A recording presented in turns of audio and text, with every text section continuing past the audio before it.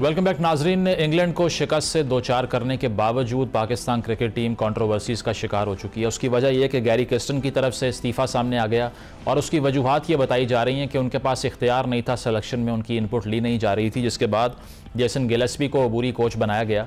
कहा यह जा रहा है कि उनको भी गालिबन जाना पड़े क्योंकि उनके भी ग्रीवेंसेस मौजूद हैं। इसके साथ साथ फ़खर जमान से मुतल्लिक कंट्रोवर्सी के उन्होंने एक ट्वीट किया बाबर आजम की सपोर्ट में। बाद में सेंट्रल कॉन्ट्रैक्ट की लिस्ट से उनको निकाल दिया गया और कहा गया कि फ़िटनेस रीज़न है। आया वजह यह थी कि कुछ और थी? इस पर बात करते हैं। मिर्ज़ा इकबाल बेग साहब ज्वाइन कर रहे हैं, सीनियर स्पोर्ट्स एनालिस्ट हैं। मिर्ज़ा साहब, गैरी किस्टन का जो इस्तीफ़ा है सरप्राइज़ किया इसने आपको? क्योंकि जो ख़बरें सामने आ रही हैं वो तो यही है कि इख्तियार उनके पास नहीं था। अब ये वही शिकवा है जो अक्सर पाकिस्तान के वज़रा आज़म भी करते हैं इस्तीफ़ा देने के बाद। वो भी यही कह रहे हैं कि सिलेक्शन में मेरी इनपुट नहीं थी, बाबर आजम को जिम्बाब्वे में रिटेन करने की बात की नहीं माना। आपको लगता है यही वजह थी?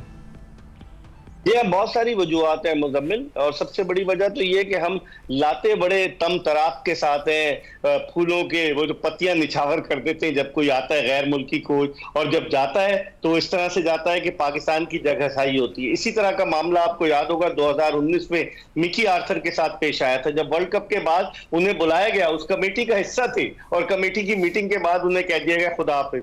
तो ये हमारे आलमिया है और गैरी किस्टन की पावर्स को कर्टेल किया गया। अब ये शाह से ज्यादा शाह के वफादार लोग जो पीसीबी के चेयरमैन को मशवरे दे रहे हैं, कोई उनसे पूछे कि लाते वक्त तो आपने सारी चीजें तय की थी कि आपका इनपुट होगा, सिलेक्शन में भी आपका इनपुट होगा, 11 खिलाड़ियों के हतमी इंतखाब में भी इनपुट होगा, आपकी सुनी जाएगी। लेकिन अचानक ये क्या माजरा हो गया?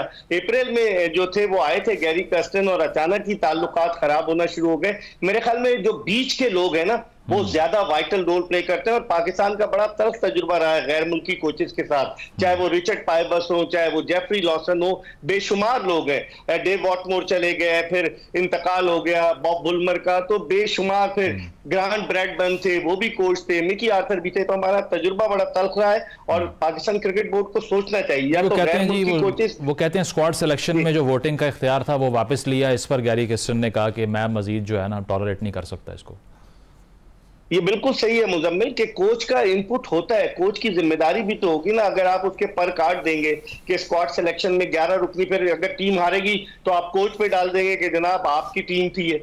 तो मेरे ख्याल में हर जगह दुनिया में ये होता है, और गैरी किस्टन एक हाई परफॉर्मेंस कोच है और वो वर्ल्ड कप उसने जितवाया था, तो इनको सोचना चाहिए था। बाद में अचानक इनको ख्याल आया कि इनके पर काट दिए जाए। जेसन गिलेस्पी ने तो रावलपिंडी में प्रेस कॉन्फ्रेंस में कह दिया कि मेरा क्या रोल है, मेरा रोल यही है कि सिर्फ खिलाऊं खिलाड़ियों को। तो उसके खिलाफ तो कोई एक्शन नहीं लिया, लेकिन मुझे लग रहा है कि अंदर ही अंदर लावा पक रहा है। गिलेस्पी जो है वो अनकरीब, वो भी जिम्बाब्वे के दौरे के बाद शायद इनको खुदा हाफिज कह दे। अच्छा, और उसकी वजह भी ये इनपुट का ना, क्योंकि कहा यही जा रहा है, गिलेस्पी भी यही कह रहे थे कि बाबर को रेस्ट नहीं देना।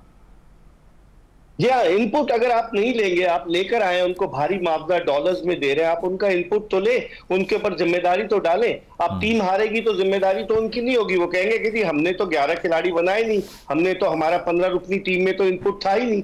तो ये पूछे इन अक्ल के जो लोग हैं, इतने अक्लमंद हैं, अक्ल कुल समझते हैं, इनसे पूछे कि क्या है। क्योंकि चेयरमैन साहब वक्त नहीं दे पा रहे, वो इतने मसरूफ हैं, जिसकी वजह से सारे नीचे वाले चला रहे हैं। फखर जमान का तनाजा, अब आप देखें, एक दिन पाकिस्तानी टीम जीतती है, अगले दिन रिजवान को कप्तान बना देते हैं, उसके अगले दिन जो है वो गैरी किस्टन इस्तीफा दे देते हैं। कंट्रोवर्सी दर कंट्रोवर्सी पाकिस्तान क्रिकेट का ताकुब कर रही है, और ये सोचना पड़ेगा पीसी। लेकिन इस पे मिर्जा साहब, जो फखर जमान की भी आपने बात की है, सेंट्रल कॉन्टैक्ट उनको ना मिलना, ये शॉकिंग नहीं है? ऑस्ट्रेलिया में तो उनकी परफॉर्मेंस के बड़े चर्चे हुआ करते थे, अब टीम वहीं जा रही है। इसकी वजह वो ट्वीट ही है बाबर आजम की सपोर्ट में जो उन्होंने किया, या फिटनेस मसाइल जो मोहसिन नकवी साहब कह रहे हैं ये कवर अप नहीं, असल वजह वो है?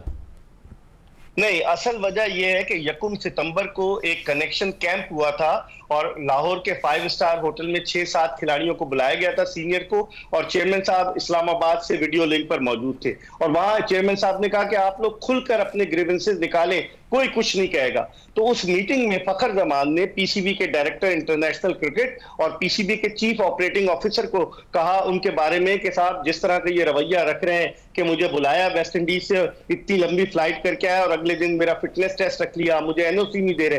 तो वहीं से मैंने एक ट्वीट भी किया था, मामलात जो ब्यूरोक्रेसी थी उसको पसंद नहीं आया और सोने पे सुहागा उन्होंने ट्वीट कर दिया। चले ट्वीट करके कौन सा ऐसा जुर्म किया है, पाकिस्तान क्रिकेट बोर्ड उन्हें तंबीह कर सकता था। ठीक है, टीम में ऑस्ट्रेलिया उनको ले जाना जरूरी था क्योंकि बाउंसी विकेट्स पर वो अच्छा खेलते हैं, लेकिन उन लोगों ने अपना इंतकाम लिया फखर जमान से। और चेयरमैन साहब आप कह रहे हैं फिटनेस, तो फिटनेस तो आप मुझे बताएं नुमान अली की भी नहीं थी और उनके सेंट्रल कॉन्ट्रैक्ट में लिखा हुआ है सब्जेक्ट टू फिटनेस। फिटनेस तो जाहिद महमूद की भी नहीं थी। और आप मज़ा खेज अंदाज से देखें कि सेंट्रल कॉन्ट्रैक्ट में लिखा गया है कप्तान शान मसूद के आगे सब्जेक्ट टू कैप्टेंसी। तो इसका मतलब है म्यूजिकल चेयर का गेम जारी है, कोई और कप्तान मुस्तकबिल में बन सकता है। मेरी तो समझ में नहीं आ रहा मामला पाकिस्तान क्रिकेट बोर्ड के किस समझ जा रहे हैं। नहीं, इस पे अब चूंकि अगर आगे चैंपियंस ट्रॉफी भी आ रही है, अगर तो इस तरह से हमने बिल्डअप किया जिस तरह से हम कर रहे हैं कि एक फ़खर जमान की ये कंट्रोवर्सी और दूसरी ये कि नसीम शाह को, बाबर आजम को, शाहीन शाह अफरीदी को रेस्ट करवाना, वो फैसला दुरुस्त है आपको लगता है, या फिर अब वाकई इट वाज हाई टाइम कि वो परफॉर्म नहीं कर रहे थे और हमें अल्टरनेटिव ढूंढने थे?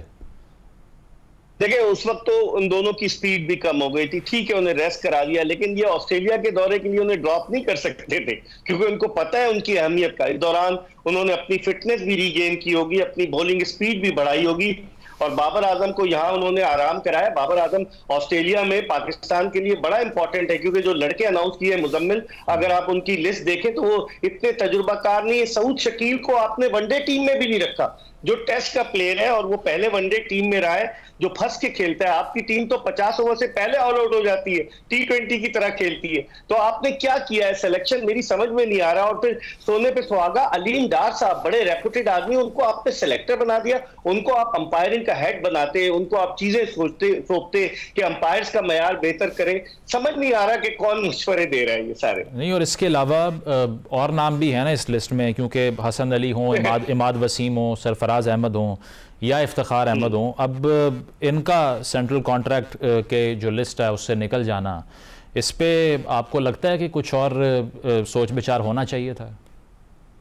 देखिए यहाँ इन्होंने बाबर आजम का जो ग्रुप था उसको तोड़ने की कोशिश की है। हसन अली, फहीम अशरफ, मोहम्मद नवाज, ये सब बाबर आजम के करीबी दोस्त थे। शादाब खान बच गए, शादाब खान जो थे वो अब वल्ला किसकी वजह से वो बचे हैं, लेकिन इन्होंने वो ग्रुप तोड़ने की कोशिश की है। इमाम उल हक, ये सारे दोस्त थे आपस में, तो उन्होंने कोशिश की है कि उस ग्रुप को तोड़ा जाए। कोई मशवरा दे रहा होगा कि सर इफ्तिखार अहमद एक ही सब ग्रुप में है, तो उन्होंने कहा कि इनको पहले अलग करें। तो मेरे ख्याल में उनके ड्रॉप होने की बुनियादी वजह यही है। लेकिन इमाम उल हक के साथ ज्यादती हुई है, सेंट्रल कॉन्ट्रैक्ट उसको मिलना चाहिए था, उसका तकरीबन 50 का वनडे का एवरेज है। फखर जमान के साथ ज्यादती हुई है, आप अपने पैरों पे खुद कुल्हाड़ी मार रहे हैं। अपने हीरोज को आप इस तरीके से, उनका जो एग्जिट होगा उसके साथ, मतलब मुझे तो पता चला है कि शायद फखर जमान जो ये सोच रहे हैं कि वो रिटायरमेंट का ऐलान कर दें।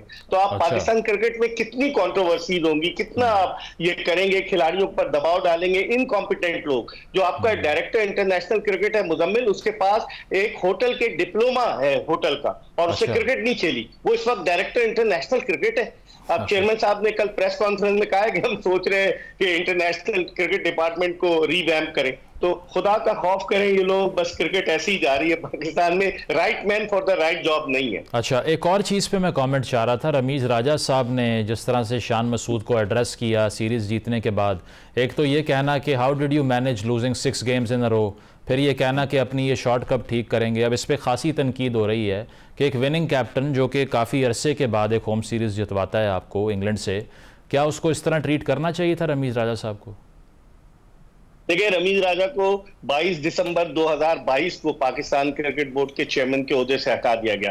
जब इमरान खान साहब की गवर्नमेंट अप्रैल 2022 में गई तो लोग समझ रहे थे कि रमीज राजा को जो है वो चेयरमैन के ओहदे पर बरकरार रहेंगे, लेकिन उस वक्त के आर्मी चीफ के करीबी अजीज की सिफारिश पर रमीज राजा साहब जो थे वो दिसंबर तक खींच गए, क्योंकि जब वो आर्मी चीफ नवंबर में रिटायर हुए तो फिर उसके बाद रमीज राजा की रुखसती का भी वक्त आ गया और उस ट्रॉमा से वो निकल नहीं पाए हैं मुजम्मिल, क्योंकि एक पाकिस्तान क्रिकेट बोर्ड का चेयरमैन होना, एक हाइप होना, तो वो उसकी वजह से तनकीद भी कर रहे हैं। नहीं, वो बेशक ना निकले इस ट्रॉमा से, लेकिन वो कौमी कप्तान को ट्रॉमा तो ना देना लाइव टीवी पे बैठ के। ये उनसे पूछना चाहिए ना, वो तो आपको पता है मिजाहिया प्रोग्रामों की भी कंपेयरिंग कर रहे थे, कौन सा चेयरमैन करता है जिसमें जो है वो जुमले कसे जाते हैं, पप्तियां कसी जाती हैं, ये उनका अपना वो है, वो जो चाहे करें। लेकिन एक साबिक कप्तान को जो कि MBA किया हुआ है, जिसने पंजाब यूनिवर्सिटी से पढ़ा हुआ है, आपने यूसुफ का देखा होगा कि यूसुफ कह रहे थे आपको तो इंग्लिश का टीचर होना चाहिए रमीज राजा को। तो रमीज को जरा सोचना चाहिए, हर एक के साथ उन्होंने महादाराई मखासिमत मोल लिए जो उनको जेब नहीं देता, जिस तरह के वो क्रिकेटर रहे या जो उनके बड़े भाई वसीम राजा। सीरीज जीतने के बाद जो है वो गैर मुनासिब रवैया ही कह सकते हैं इसको। बहुत शुक्रिया मिर्जा इकबाल बेग साहब हमारे साथ मौजूद।